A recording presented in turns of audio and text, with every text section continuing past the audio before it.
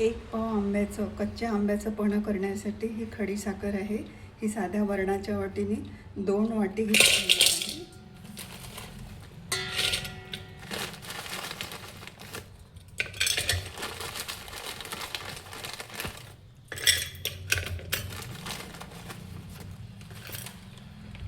घेतलेली आहे आणि त्यात पाणी टाकून ठेवून द्यायचं. विरघळायला त्याला वेळ लागते आणि त्यात मीठ पण टाकायचं.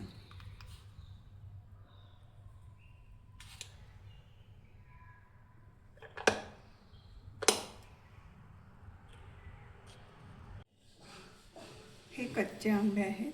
नागपूरमध्ये याला कच्चे आंबे, हिरवे आंबे कच्चे आंबे म्हणतात, पण कोकणात आणि पुण्यामध्ये याला कैरी म्हणतात. यापासून आपण पन्हं तयार करणार आहोत. पहिले हे आंबे मी उकळून घेतलेले आहे कुकरमध्ये. 2 आंबे म्हणजे 1 पाव आंबे आहेत. कैरी, ज्याला कैरी म्हणतात, ते 1 पाव आहे. या पाण्यामध्ये मी पहिलेच खडी साखर, गोटा खडी साखर जी आहे ती एक तर पावडर करून ठेवायची किंवा पाण्यात टाकून ठेवून द्यायची. मी 1 तास आधीच त्याच्यामध्ये पाण्यात टाकून ठेवलेली आहे.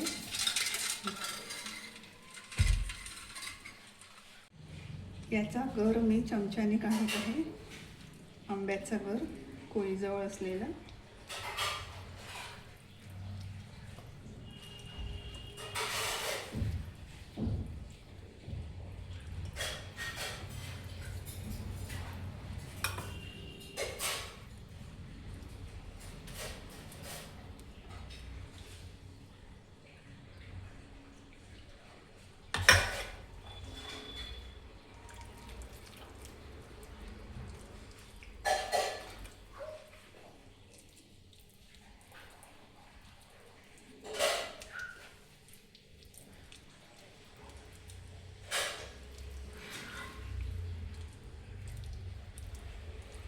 खडीसाखर यासाठी, गोटा खडीसाखर यासाठी वापरायचं की ती थंड असते. आपण पन्हंसुद्धा उन्हाळ्यामध्येच करतो आणि थंड, शरीराला थंड वाटावं म्हणून ते गूळ आणि साध्या साखरपेक्षा खडीसाखर वापरणं जास्ती चांगलं, ते पण गोटा खडीसाखर.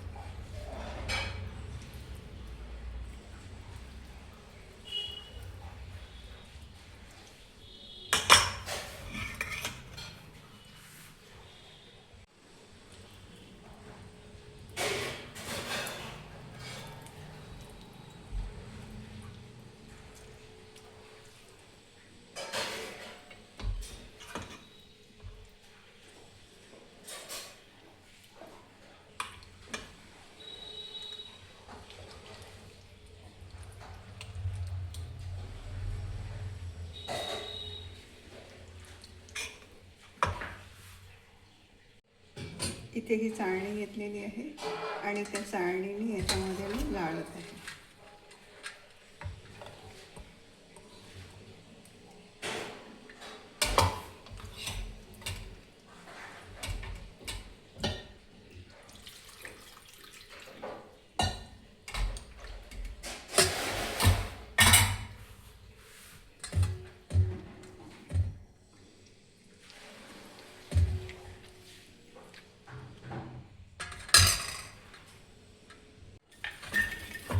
ते गाळून झालेल्या दुसऱ्या पाण्यामध्ये परत दुसऱ्यांदा कोळी आणि आंब्याची सालं एकदा धुवून घ्यायची.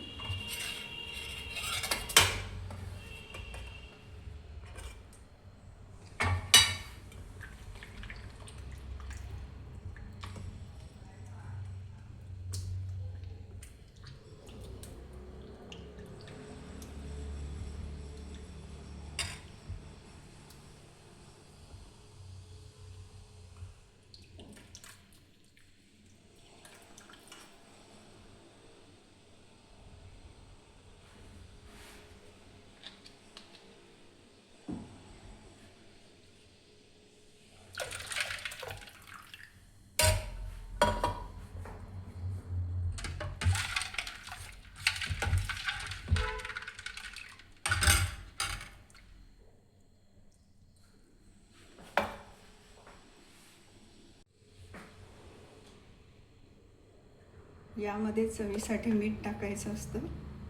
मी 1 चमच आधीच टाकलेला होता, आता अर्धा चमच टाकत आहे.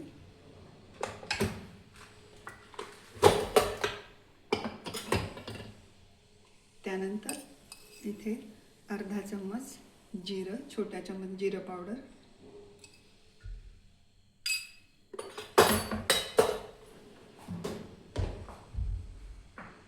आणि हा आहे चाट मसाला, तो सुद्धा थोडा टाकायचा.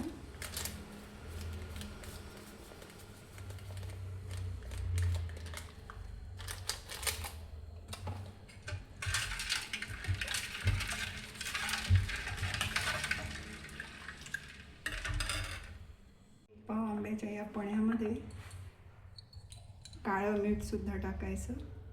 ते छोट्या चम्मचने 1 चम्मच, 1 किंवा थोडं जास्त टाकलं तरी चांगलं वाटते, टेस्ट येते त्याची, चवीला छान वाटते.